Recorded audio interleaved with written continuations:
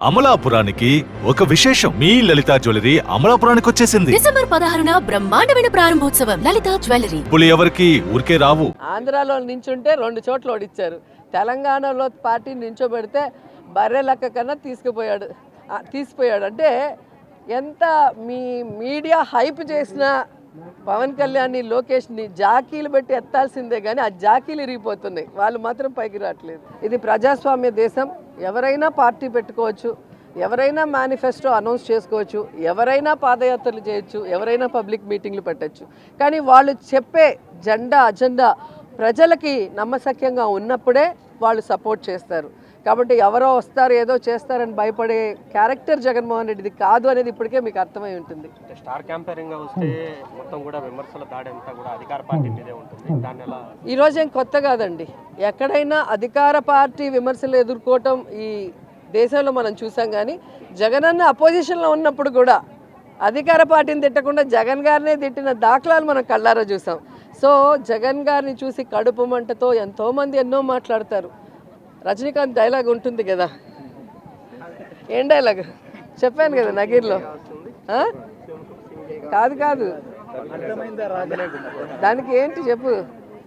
విమర్శించని నోరు ఉండదు, మొరగని కుక్క ఉండదు, మన పని మనం చేసుకుంటూ వెళ్ళిపోవాలి. అర్థమైందా రాజా అని జగన్ గారు అదే చేస్తారు. ఎవరు ఏం విమర్శించుకున్నా తాను చెప్పిన వాగ్దానాన్ని, తాను ఇచ్చిన మాటని నెరవేర్చుకుంటూ సైలెంట్గా ఆయన పని ఆయన చేసుకోబోతున్నారు. ప్రజలు గమనిస్తున్నారు. కాబట్టి ఈరోజు 2019 నుంచి ఈ రోజు వరకు ఏ ఎన్నికలు వచ్చినా కూడా వార్ వన్ సైడ్ అన్నట్టుగా జగనన్నకే సపోర్టివ్గా ఉన్నారు. అంటే అర్థం అదే. సో వాడెవడో తిట్టాడని మనం తిడితే ఏముంటుంది. నేను తెలంగాణలో నించుంటే అని చెప్పి అన్నిసార్లు చెప్పుంటాడు పవన్ కళ్యాణ్. నించుంటే కదా తెలిసేది. ఆంధ్రాలో నించుంటే 2 చోట్ల ఓడిచ్చారు. తెలంగాణలో పార్టీ నించోబెడితే బర్రె లెక్క కన్నా తీసిపోయాడు. అంటే ఎంత మీ మీడియా హైప్ చేసినా పవన్ కళ్యాణ్ని లోకేష్ని జాకీలు పెట్టి ఎత్తాల్సిందే కానీ ఆ జాకీలు ఇరిగిపోతున్నాయి. వాళ్ళు మాత్రం పైకి రావట్లేదు. అంటే అధికార పార్టీలో సంబంధించి సీటు రానటువంటి ఎమ్మెల్యేలందరూ కూడా కాంగ్రెస్ పార్టీకి టచ్లో ఉన్నారని ఆ అధ్యక్షుడు కూడా చెప్పారు. అదే సునకానందం, పచ్చ ఛానళ్ళ సునకానందం. ఇప్పటి వరకు 175 చోట్ల అనౌన్స్ చేయలేకపోయారు. సో ఎక్కడైనా ఎవరైనా కొట్టాడుకొని బయటకు వస్తే వాడికి సీట్ ఇద్దామా అనే ఆలోచన.